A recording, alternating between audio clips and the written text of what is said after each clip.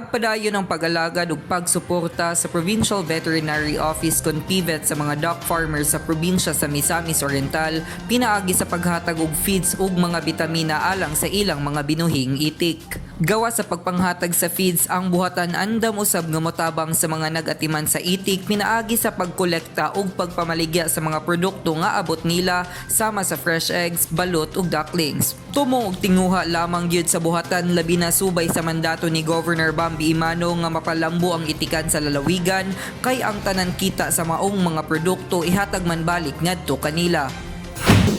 Lakip sa kamanduan ni Governor Bambi Imano sa PVET nga hatagan og insaktong pagtagad ug tubagon ang tanan nga mga panginahanglanon sa mga duck farmers dinhi sa lalawigan. Ako si Lambo Raymar Simania alang sa limpyo ug matarong nga panggobyerno, padayon Pilipino.